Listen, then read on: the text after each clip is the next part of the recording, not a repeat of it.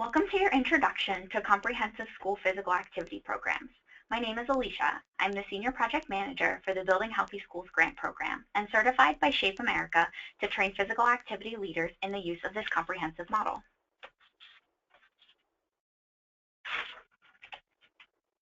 The purpose of this session is to introduce comprehensive school physical activity programs, referred to throughout this presentation as CSPAP, to provide an overview of the steps to develop, implement, and evaluate a CSPAP, to explain how this model supports the Building Healthy Schools Grant Program, and to provide basic knowledge to prepare you for the Building Healthy Schools Grant Program and upcoming institute. At the end of the session, listeners should be able to define and describe a CSPAP, summarize the 5 components of CSPAP, and understand how CSPAP supports the Building Healthy Schools Grant Program. Today I want to talk about comprehensive school physical activity programs, but let's first start with some background information about physical activity in youth. Because you work in schools, you're probably very familiar with why physical activity is important for the health of your students, as well as the impact it can have on academic performance. Youth physical activity plays a critical role in the establishment of a healthy lifestyle, and as you know, physical activity and nutrition are the basis of the Building Healthy Schools Grant Program.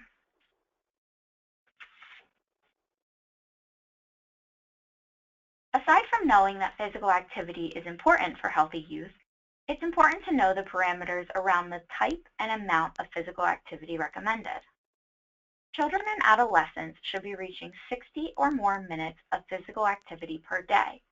And while this can be met through aerobic and strengthening activities, all activities should be age-appropriate, enjoyable, and be varied to ensure continued interest. So how are schools contributing to these recommendations? According to a 2013 national study, only 27.1% of high school students achieve the recommended 60 minutes per day every day of the week. And only 29.4% of high school students attend physical education daily. The bad news is that these numbers are actually going down.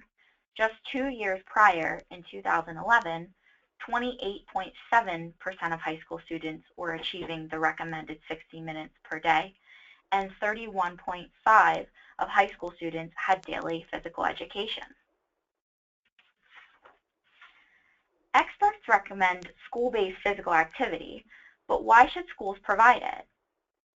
95% of youth are enrolled in schools, and they spend most of their waking hours in school, so it makes school a logical place to add more minutes of physical activity into kids' days. But I do want to emphasize that it should not be the sole responsibility of schools to ensure kids are meeting their recommendations, but simply is a logical place to look for opportunity. Plus, it's a win-win.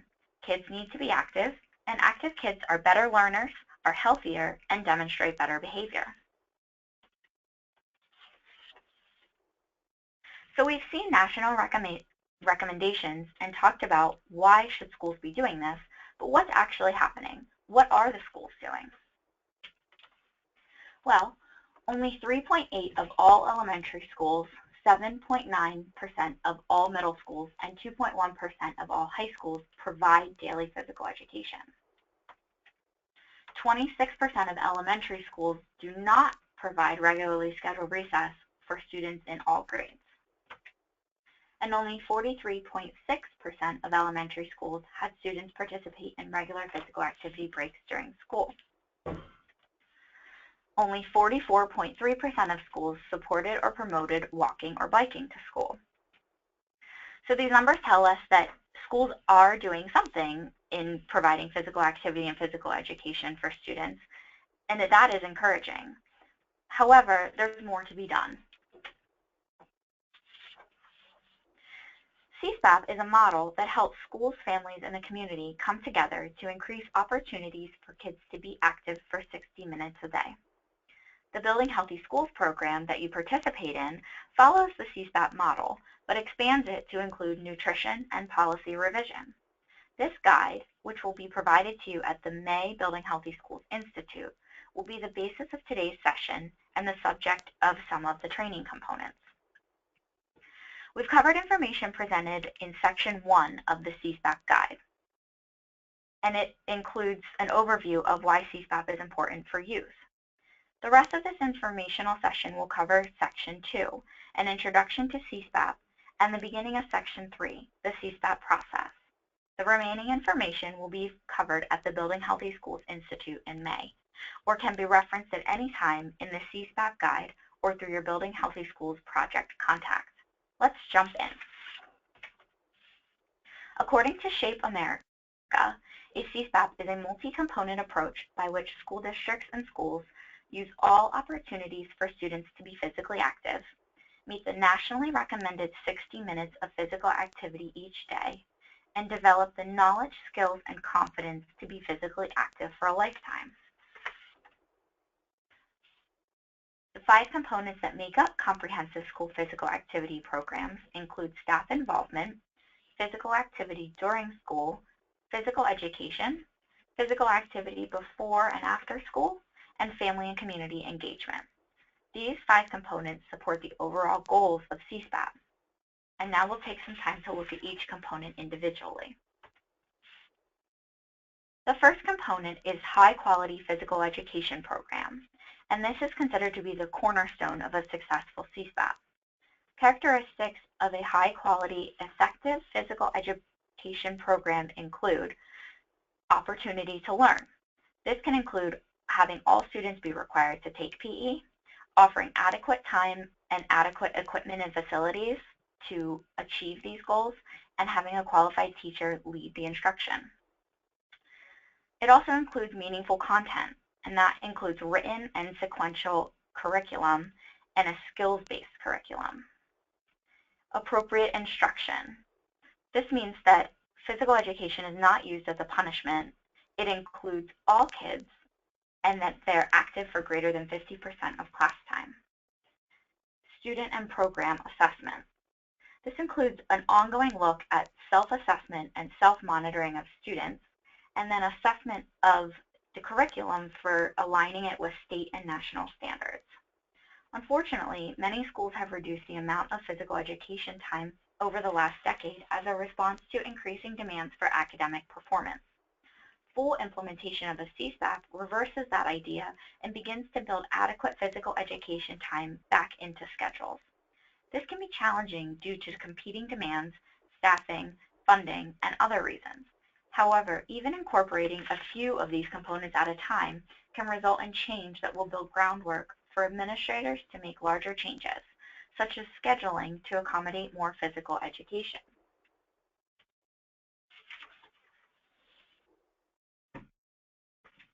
The next component is physical activity during school.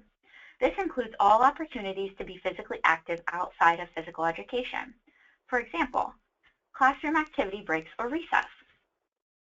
Classroom and activity breaks may include school-wide morning activity in using classroom media. It can include chair aerobics or short segments of approved workout videos. A study conducted by the National Institutes of Health in 2007 found that even 5 to 10 minutes in duration can contribute to cognitive health. So even adding a few minutes of physical activity to regular class time can make a big difference. In terms of recess, it's suggested that students get 20 minutes of recess each day. Recess time should be active for all students, and organized recess activities are a great way to ensure active participation. Middle and high school students can be provided a type of recess, like open gym opportunities during study halls or lunch periods. Incorporating adequate physical activity outside of physical education class time also shows students that physical activity is a fun use of their time and helps to instill healthy behaviors. The next component of CSPAP is promoting and offering physical activity opportunities before and after school. These opportunities can be sponsored by the school or a local community organization. The most common strategies for increasing physical activity before and after school include walking to and from school, offering physical activity clubs, intramural sports teams, and joint use agreements with community centers. For schools who have a walkable community, mobile transportation can often be increased by promotion and showing the community that your school supports walking to and from school. For schools who have a less walkable community, opportunities like walking school buses and drop-and-walk locations are a good strategy. Physical activity clubs can be offered before and after school and can be run by school or community organization staff and even students. The possibilities for these types of clubs are endless, and student and family input is often valuable when determining what type of program you'll implement. Joint use agreements can be used to allow opening school grounds or public places and facilities during non-school hours and can create opportunities for families and students to be physically active. The biggest thing to keep in mind is that all the opportunities offered should try to reach the greatest number of students possible. For example, if walking to school is only a viable option for half of the students in your school, consider also holding a walk at school opportunity for students who ride the bus. Staff involvement is the next component. This includes opportunities for both staff wellness and staff serving as models for student wellness. Opportunities for employee wellness include incorporating activity breaks into faculty and staff meetings, tailoring programs offered to meet the needs of your staff. Staff should have the opportunity to participate in fitness classes or group physical activity, and have opportunities for overall health as well, like medical screenings and wellness education. Staff can be leaders to students by being role models for active behavior. For example, engaging with students during recess time. They can participate in the classroom activity breaks with students as well, and should show their support by leading before and after school physical activity programs. Engaging families in the overall community is essential for sustaining physical activity opportunities and lifelong physical activity, and it's the final component of building a CSPAP. Social support is critical in youth, making good physical activity choices. Opportunities for physical activity should be offered within schools and in the larger community, and opportunities outside of school hours allows for participation of families. The school, home, and community connection supports the idea that physical activity is fun and good for you, and it reinforces the ideas portrayed in the school. One good way to bring school and community aspects together is through joint or shared use agreements that were mentioned previously. These agreements may utilize school facilities or other community buildings that would provide access to physical activity outside of school. A CSPAP is a holistic approach to school physical activity, meaning that it incorporates many areas and levels of physical activity in order to increase overall physical activity for students. In order for a CSPAP to be effective and efficient, synergy or interaction between all components is critical. The best way to do this is to determine how each of the components complement the others. Engaging key stakeholders is also a key component. Get the right people at the table and things will go much more smoothly. Most importantly, communicate. Having CSPAP be a part of your wellness council is a great way to ensure the right stakeholders are involved.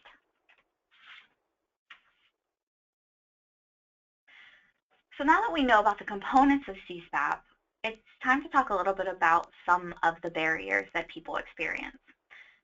Time is often cited as the first barrier to incorporating more physical activity into the school day.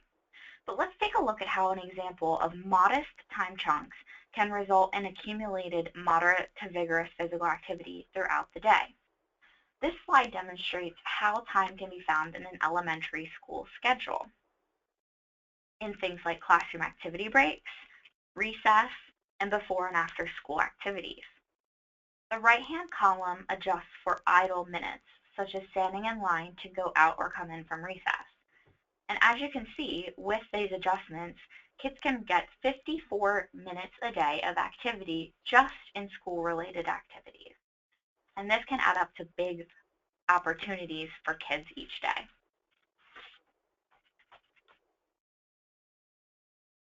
We've discussed each of these components and how they can contribute to 60 minutes of physical activity each day.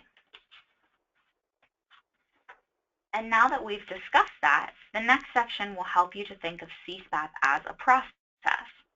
This process will include 7 steps, 2 of which we'll cover today. The rest will be addressed at the upcoming training. Because you participate in the Building Healthy Schools grant program, you have already accomplished some of these steps. In doing so, you've been building a foundation that will allow your district to incorporate wellness policy and practice improvements in all areas of student health, including physical activity, nutrition, and bullying prevention, just to name a few. The steps include establishing a team or committee and designating a physical activity leader, conducting needs assessment, creating vision, goals, and objectives, and identifying intended outcomes, developing your plan, and then implementing and evaluating that. You can think of the development steps as a framework that you can follow like a checklist to keep organized and on track.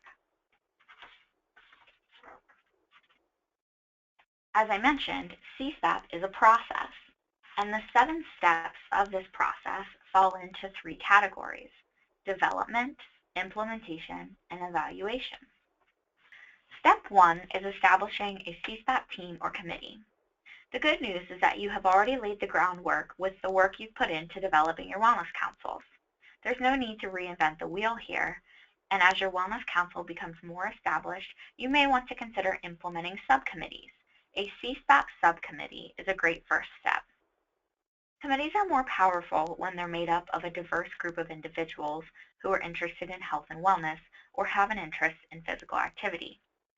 In a CSPAP subcommittee, it's important at the outset to name a leader, or a physical activity leader, PAL. This person will really be responsible for sustaining the CSPAP and will perform activities like linking in the community, organizing and running the subcommittee meetings, and managing the CSPAP budget. In most schools, a PE teacher can fill this position. Okay, so now you have your CSPAP team in place. Now what? Step 2 is time to identify the existing physical activity policies, programs, and practices in the school. This will give us an idea of the baseline to show where you are going and help to provide ideas for how to get where you want to go. Most of you have completed an assessment.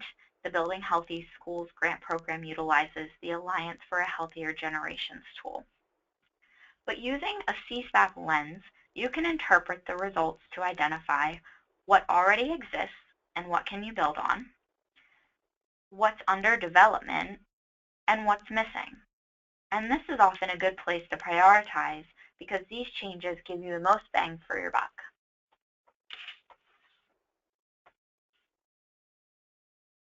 In completing the needs assessment across multiple school districts, as we do with the Building Healthy Schools grant program, this is the most common list of results that we see.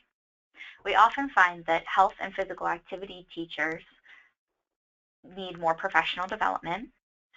We find that schools are not utilizing all of the strategies they can to support their staff in modeling physical activity, and that the schools are not promoting or supporting walking and biking to school for various reasons.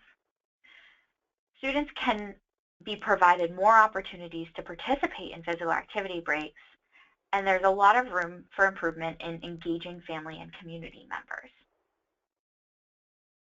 These results provide multiple opportunities for taking small steps towards bigger changes. If you have completed your assessment at this time, you likely saw some of these results in your own districts. In the upcoming training, we'll work as a team to discuss steps 3 through 7 of the CSPAP process. Each district participating in the Building Healthy Schools grant program is in a different stage, but the basic principles of this process can be a reminder of how to ensure that the steps your district is taking live on long beyond the scope of the grant program. To get you thinking about how the CSPAP framework can help your district increase opportunities for physical activity and create supportive nutrition environments, The goals of the Building Healthy Schools grant program. We ask that you complete an activity prior to attending the training in May. To complete this activity, simply print the worksheet found with this recorded session and fill it in with your ideas about resources and activities available in your school. Detailed instructions can be found with the worksheet. If you have questions about CSPAP, the May Building Healthy Schools Institute, or the Building Healthy Schools Grant Program, please contact your project staff partner. Contact information shown here. Thank you for listening, and we'll see you at the training.